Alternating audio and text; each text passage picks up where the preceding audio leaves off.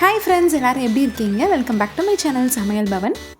இன்றைக்கி என்னோட கேஷுவலான ஒரு 2 days vlog தான் ஷேர் பண்ணியிருக்கேன்.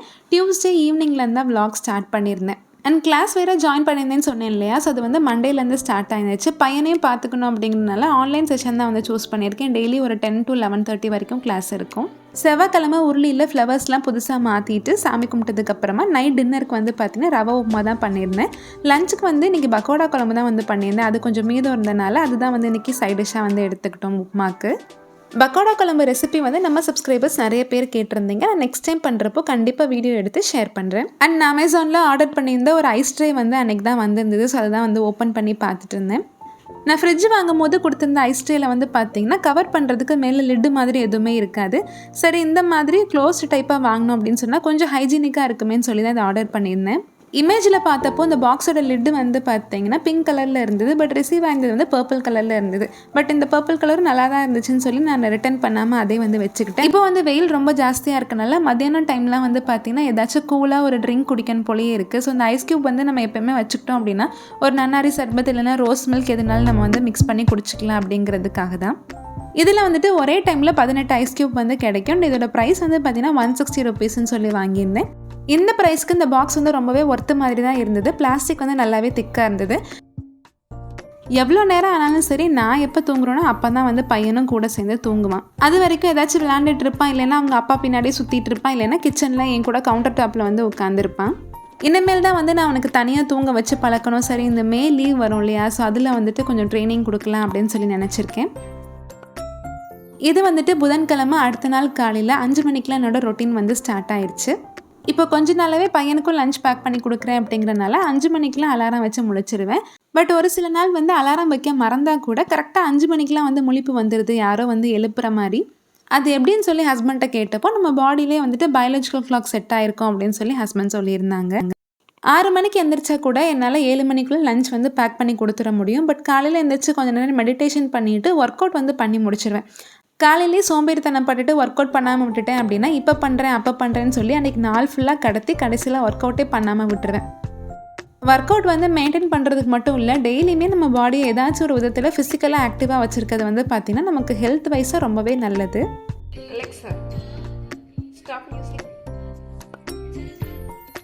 காலையில் அவ்வளோ நேரத்துக்குலாம் பார்த்திங்கன்னா ரொம்பவே அமைதியாக இருக்க மாதிரி இருக்கும். சரின்னு சொல்லிட்டு அலெக்ஸா தான் போட்டு விட்டுருப்பேன். நம்ம என்ன பாட்டு கேட்டாலும் அது கரெக்டாக கண்டுபிடிச்சி ஒரு செகண்டில் அது பாட்டுக்கு ஜாலியாக பாடிட்டே இருக்கும். நம்மளும் அதை கேட்டு ஜாலியாக வேலை பார்த்துட்டே இருக்கலாம். நாங்கள் இருக்கிறது பார்த்திங்கன்னா ஒரு கேட்டட் கம்யூனிட்டி தான். அதில் ஒரு 300 வீடு கிட்டே இருக்கும். அப்போ ஒரு 300 ஃபேமிலிஸ் கிட்டே இருப்பாங்க.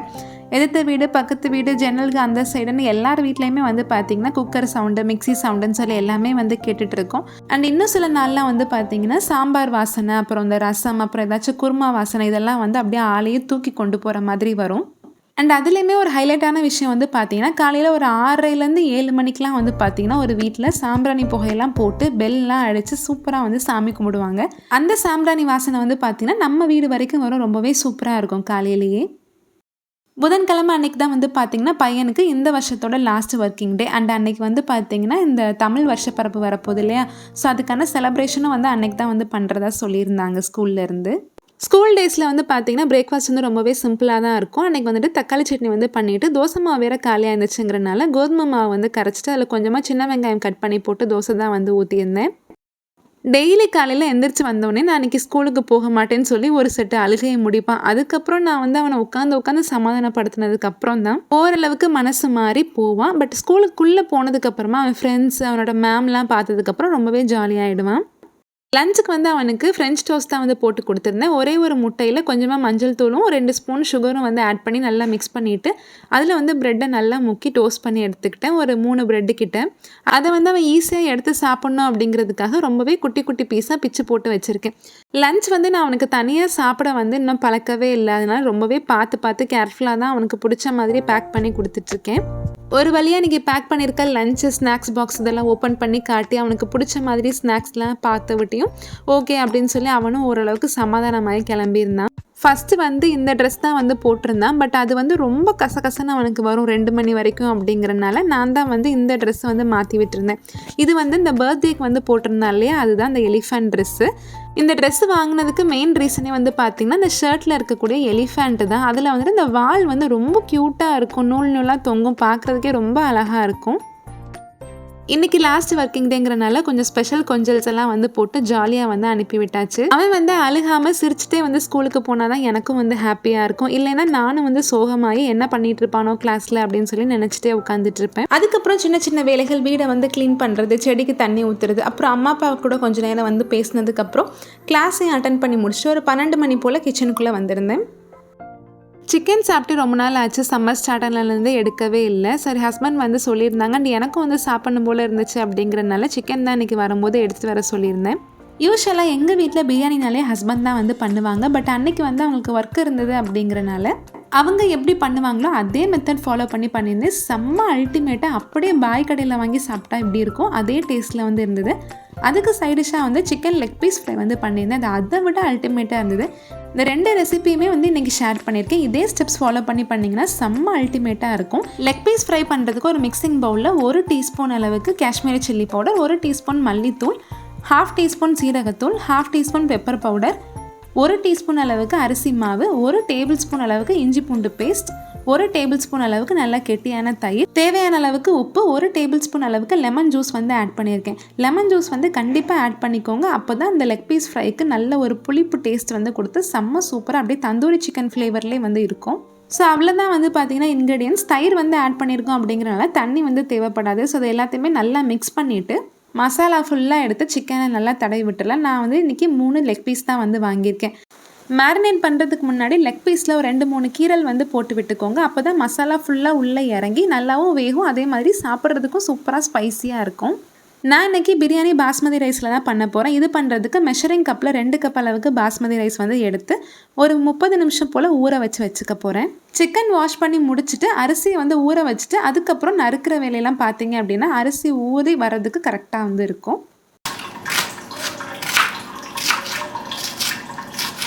நான் இன்றைக்கி பண்ண போகிற பிரியாணி அளவு வந்து பார்த்திங்கன்னா 3 பேர் வந்து தாராளமாக சாப்பிடலாம், அந்தளவுக்கு தான் வந்து பண்ணியிருக்கேன்.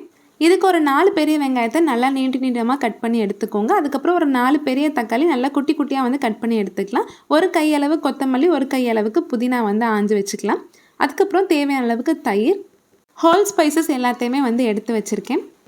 2 பெரிய பிரியாணி இலை, ஒரு 4-5 துண்டு பட்டை, ஒரு 4 ஏலக்காய், 4 கிராம்பு, ஒரே ஒரு ஸ்டார் அனைஸ் வந்து ஆட் பண்ணிக்கணும். அதுக்கப்புறம் ஒரு 2 சின்ன துண்டு கல்பாசி இருந்து ஆட் பண்ணிக்கோங்க. பிரியாணியோட ஃப்ளேவர் வந்து ரொம்பவே சூப்பராக இருக்கும். பிரியாணி வந்து நான் இன்றைக்கி டவராவில் தான் வந்து பண்ண போகிறேன். இந்த டவராவோட அளவு வந்து பார்த்திங்கன்னா 2 கிலோ அளவுக்கு பாஸ்மதி அரிசி வந்து பண்ணோன்னா மேலே வந்து நிற்கும். அந்த அளவுக்கு ஒரு சின்ன டவரா தான் இது. டவரா லைட்டாக சூடானதுக்கப்புறமா நம்ம கட் பண்ணி வச்சுருந்த வெங்காயமும் ஹோல் ஸ்பைசஸும் ஃபஸ்ட்டு ஆட் பண்ணிக்கலாம். அது ஆட் பண்ண உடனே மெஷரிங் கப்பில் 1/4 கப் இருக்கும் இல்லையா, அது ஃபுல்லாக வந்துட்டு நான் இன்றைக்கி கடலை எண்ணெய் தான் வந்து ஆட் பண்ணியிருக்கேன். அது கூட ஒரே ஒரு பச்சை மிளகாயும் ஆட் பண்ணிவிட்டு அந்த எண்ணெய் சூடானதுக்கப்புறமா வெங்காயம் நல்லா வதங்கி வரும். வெங்காயம் ஓரளவுக்கு நல்லா வதங்கி கண்ணாடி மாதிரி ஆனதுக்கப்புறமா 1 டேபிள் ஸ்பூன் அளவுக்கு காஷ்மீரி மிளகாய் தூள், 1 டேபிள் ஸ்பூன் அளவுக்கு நார்மல் சில்லி பவுடர் வந்து ஆட் பண்ணியிருக்கேன். அதுக்கப்புறம் ஒரு 4 டேபிள் ஸ்பூன் அளவுக்கு இஞ்சி பூண்டு பேஸ்ட் வந்து ஆட் பண்ணியிருக்கேன். இஞ்சி பூண்டு பேஸ்ட் தான் வந்து பார்த்திங்கன்னா பிரியாணிக்கு வந்து ஃப்ளேவர், அந்த டேஸ்ட் எல்லாமே வந்து கொடுக்கும். இஞ்சி பூண்டு பேஸ்ட் வந்து ஆட் பண்ணும் போது அடுப்பு வந்து லோ ஃப்ளேமில் வச்சுக்கோங்க. அது வந்து கலந்து விட்டுட்டே இருக்கணும், இல்லைன்னா அடியில் வந்து லைட்டாக ஒட்ட ஆரம்பிக்கும். ஓரளவுக்கு வதங்கினதுக்கப்புறமா தக்காளி வந்து ஆட் பண்ணி நல்லா வதக்கி விட்டுக்கலாம். தக்காளி ஆட் பண்ணதுக்கப்புறம் இஞ்சி பூண்டு பேஸ்ட் வந்து அடியில் ஒட்டாது. தக்காளி ஆட் பண்ணி ஒரு வதக்குனதுக்கப்புறமா அந்த கை நிறைய எடுத்து வச்சுருந்த புதினாவும் கொத்தமல்லியும் ஆட் பண்ணி நல்லா மிக்ஸ் பண்ணி விட்டுக்கலாம். இதெல்லாம் ஆட் பண்ணதுக்கப்புறம் கொஞ்சம் நேரம் வந்து மூடி வச்சோம் அப்படின்னா தக்காளி வந்து நல்லா மேஷ் ஆயிரும். அதுக்கப்புறம் ஓப்பன் பண்ணிவிட்டு 4 டேபிள் ஸ்பூன் அளவுக்கு கெட்டியான தயிர் வந்து ஆட் பண்ணியிருக்கேன். தயிர் ஆட் பண்ணி நல்லா கலந்து விட்டுக்கலாம். நல்ல பேஸ்ட் மாதிரி வந்திருக்கும், தக்காளிலாம் நல்லா மேஷ் ஆகி. இப்போ பாருங்கள், இந்த மாதிரி இருக்கும். இந்த ஸ்டேஜில் வந்துட்டு நான் 1/2 கிலோ அளவுக்கு சிக்கன் வந்து ஆட் பண்ணியிருக்கேன். சிக்கன் ஆட் பண்ணதும் உப்பும் கூடயே சேர்த்து ஆட் பண்ணிக்கணும். அப்போ தான் நம்ம ஒரு 5 நிமிஷம் போல் சிக்கன் வேக வைக்கும் போது சிக்கனில் வந்து உப்பு இறங்கும். எல்லாத்தையும் நல்லா மிக்ஸ் பண்ணி விட்டுட்டு ஒரு 5லேருந்து 7 நிமிஷம் நல்லா லோ ஃப்ளேமில் வச்சு விட்டிங்க அப்படின்னா சிக்கன்லேருந்து தண்ணி ரிலீஸ் ஆகி அது கொஞ்சம் குக்காக இருக்கும். அந்த கேப்பில் நான் ரைத்தாக்கும் வந்து ரெடி பண்ணிவிட்டு இப்போ பாருங்கள், ஒரு 7 நிமிஷம் கழித்து நல்லா தண்ணிலாம் விட்டு நல்லா சூப்பரான ஒரு கிரேவி கன்சிஸ்டன்சி வந்து கிடச்சிருக்கு. இந்த ஸ்டேஜில் நம்ம டவராவை ஓப்பன் பண்ணும்போது நம்ம வீட்டில் தான் பிரியாணி போடுறோம் அப்படிங்கிறது வந்துட்டு பக்கத்தில் சுற்றி சுற்றி இருக்க 10 வீட்டுக்கும் தெரியும். அவ்வளோ ஒரு வாசனை வரும். இன்றைக்கி நான் வந்துட்டு டவராவில் தம் மெத்தடில் தான் வந்து பண்ண போகிறேன் அப்படிங்கிறனால 1 கப் அரிசிக்கு 2 கப் அளவுக்கு தண்ணி வந்து ஆட் பண்ணணும். நான் இன்றைக்கி 2 கப் அரிசி எடுத்திருக்கேன் அப்படிங்கிறனால மொத்தமாக 4 கப் அளவுக்கு தண்ணி வந்து ஆட் பண்ணியிருக்கேன். தண்ணி சேர்த்ததுக்கப்புறமா மறுபடியும் மூடி வச்சிடணும். அதுக்கப்புறம் இந்த மாதிரி நல்லா கொதிச்சு வந்ததுக்கப்புறம் தான் வந்து அரிசி வந்து ஆட் பண்ணணும். இப்போ பாருங்கள் நல்லாவே கொதிச்சிருச்சு. கொதிச்சதுக்கப்புறம் நம்ம ஒரு தடவை அந்த தண்ணியை வந்து டேஸ்ட் பண்ணி பார்த்துக்கணும். அப்போ தான் அந்த உப்பு காரம்லாம் கரெக்டாக இருக்கான்னு சொல்லி நமக்கு தெரியும்.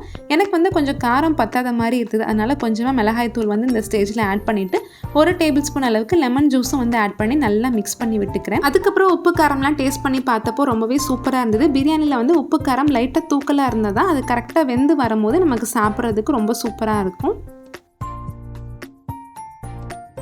தண்ணி லைட்டாக கொதிச்சிட்டு இருக்க இந்த ஸ்டேஜில் வந்து பார்த்திங்கன்னா நம்ம ஊற வச்சுருந்த பாஸ்மதி ரைஸை வந்து எடுத்து சேர்த்துடலாம். தண்ணியெல்லாம் வந்து நல்லா வடிச்சிட்டு தான் வந்து ஆட் பண்ணிக்கணும். அதுக்கப்புறம் நல்லா 2 தடவை மிக்ஸ் பண்ணி விட்டுட்டு மூடி போட்டு மூடி வச்சுக்கலாம்.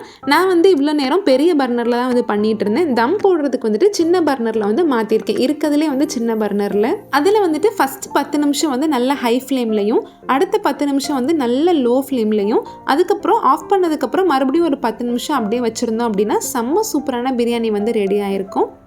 மூடி வச்சுட்டு மேலே வந்து நான் பெரிய இடிகள் இருக்கு இல்லையா அதை வந்து தூக்கி வச்சுருக்கேன். நீங்கள் வந்துட்டு ஒரு பாத்திரத்தில் நல்லா தண்ணி பிடிச்சி கூட வந்து வச்சுக்கலாம். பிரியாணி தம்மில் போட்டுட்டு சைடில் சிக்கன் ஃப்ரை பண்ணுறதுக்காக எண்ணெய் வந்து சூடு பண்ண வச்சுருந்தேன். சிக்கன் வந்து மசாலா தடவி வச்சதுலேருந்து ஒரு 1/2 hour கிட்ட கண்டிப்பாக ஊறி இருக்கணும். அதுக்கு மேலே வேணும்னாலும் நீங்கள் வந்து ஊற வச்சுக்கலாம். இல்லை ஃப்ரீசரில் ஸ்டோர் பண்ணி வச்சு நெக்ஸ்ட் டே கூட பொரிச்சிக்கலாம். நான் வந்து நீங்கள் பார்த்தீங்கனாலே தெரியும் கடாயில் வந்துட்டு கொஞ்சமாக தான் வந்து எண்ணெய் ஆட் பண்ணியிருக்கேன். டீப் ஃப்ரை பண்ணுற அளவுக்கு நான் வந்து எண்ணெய் ஆட் பண்ணலை. இதிலே வந்து ரொம்பவே சூப்பராக வந்து அது குக் ஆகி வரும். நான் வந்து எப்போயுமே லெக் பீஸ் ஃப்ரை வந்து பண்ணும்போது கண்டிப்பாக இந்த நான்ஸ்டிக் பேனில் தான் வந்து பண்ணுவேன். கொஞ்சமாக எண்ணெய் ஊற்றி ஃப்ரை பண்ணாலும் நல்லா அடி பிடிக்காமல் அப்படியே கருகாமல் ரொம்ப சூப்பராக அப்படியே தந்தூரி சிக்கன் ஃப்ளேவர்லேயே வந்து கிடைக்கும். ஒவ்வொரு சைடும் ஒரு 3 நிமிஷம் போல் இருந்தால் போதும். நம்ம திருப்பி திருப்பி விட்டு குக் பண்ணனாலே செம்ம சூப்பராக வந்து வெந்துடும். சைட்லேயே வந்து நான் சொன்ன அதே டைம் தான் அந்த 1/2 மணி நேரம் போல் பிரியாணி வந்து நல்ல தம்மில் இருந்து பார்த்திங்கன்னா அரிசி வந்து அவ்வளோ சாஃப்டாக பஞ்சு மாதிரி வெந்து வந்திருந்தது. நீங்கள் பார்த்தாலே தெரியும் எவ்வளோ உதிரி உதிரியாக இருக்குதுன்னு சொல்லிட்டு. அடியும் சுத்தமாக பிடிக்கவே இல்லை. நான் சொன்ன அதே டைம் தான் 10 நிமிஷம் ஹை ஃப்ளேம் 10 நிமிஷம் லோ ஃப்ளேம் அதுக்கப்புறம் ஆஃப் பண்ணிவிட்டு மறுபடியும் ஒரு 10 நிமிஷம் க்ளோஸ் பண்ணியே வச்சுருந்தீங்க அப்படின்னா செம்ம சூப்பரான பாய் வீட்டு சிக்கன் பிரியாணி ரெடி ஆயிடும். இதை கண்டிப்பாக ட்ரை பண்ணி பாருங்கள். 100% வந்து பர்ஃபெக்டாக வரும். பண்ணி பார்த்துட்டு எப்படி இருந்துச்சுன்னு சொல்லி எனக்கு கண்டிப்பாக கமெண்ட் பண்ணுங்கள். ரொம்பவே ஈஸியான மெஷர்மெண்ட்டில் தான் நான் வந்து இன்றைக்கி ஷேர் பண்ணியிருக்கேன். பிரியாணி நல்லா மிக்ஸ் பண்ணி எடுத்து வச்சு கொஞ்சமாக டேஸ்ட் பார்த்துடலாம் அப்படின்னு சொல்லி எடுத்து இதே மாதிரி ஒரு 3 செட்டு வச்சு சாப்பிட்டு அப்போயே வயிறை ஃபுல்லாக நிறச்சிட்டேன்.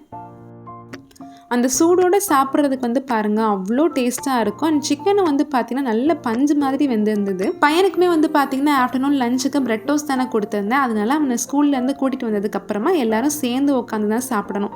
நான் போயிட்டு வர்றதுக்கே வந்து பார்த்திங்கன்னா 2:30 கிட்ட ஆகிடும். ஸோ அதனால் சூடாக வந்து பிரியாணி கொஞ்சமாக சாப்பிட்டுட்டு தான் வந்து நான் கூப்பிட்றதுக்காக கிளம்பியிருந்தேன். அண்ட் லெக் பீஸ்மே வந்து பார்த்திங்கன்னா எல்லா சைடுமே நல்லா திருப்பி திருப்பி விட்டு வேக வைக்கிறதுக்கு நமக்கு கரெக்டாக ஒரு 10 நிமிஷம் கிட்ட ஆகிடும். செம்ம சாஃப்டாக பஞ்சு மாதிரி அன்றைக்கி வந்திருந்தது. பையனை ஸ்கூல்லேருந்து கூட்டிகிட்டு வந்ததுக்கப்புறமா எல்லாருமே சேர்ந்து ஜாலியாக வந்து சாப்பிட்றோம். இந்த மெத்தடில் இந்த லெக் பீஸ் ஃப்ரை வந்து ட்ரை பண்ணி பாருங்கள். கடையில் போய் தந்தூரி சிக்கன் சாப்பிடவே மாட்டீங்க. அவ்வளோ டேஸ்ட்டாக இருக்கும். அதை விட டேஸ்ட்டாக இருக்கும். ரொம்ப ஹெல்த்தியும் கூட. ட்ரை பண்ணி பார்த்துட்டு எனக்கு எப்படி இருந்துச்சுன்னு சொல்லி கமெண்ட் பண்ணுங்கள். முடிஞ்சால் இன்ஸ்டாகிராமில் பிக்சர்ஸ் வந்து ஷேர் பண்ணுங்கள். எனக்கு பார்க்குறதுக்கு ரொம்பவே ஹாப்பியாக இருக்கும். அண்ட் பையனுக்கும் வந்து பார்த்திங்கன்னா பயங்கர ஹாப்பி. ஸ்கூல்லேருந்து வரும்போதே அவங்க மேம் கிட்டே நான் வந்து ஊருக்கு போகிறேன், மதுரைக்கு போகிறேன் அப்படின்னு வந்து சொல்லியிருக்கான் போல் இருக்குது. மேம் வந்து அது சொல்லிட்டு இருந்தாங்க. சின்ன வயசுலேருந்தே பிரியாணி சாப்பிட்டு முடிச்சதுக்கப்புறமா ஐஸ்கிரீம் வந்து வாங்கி உடனே சாப்பிடுவோம். பட் இப்போல்லாம் வந்து அந்த மாதிரி பண்ணுறது கிடையாது.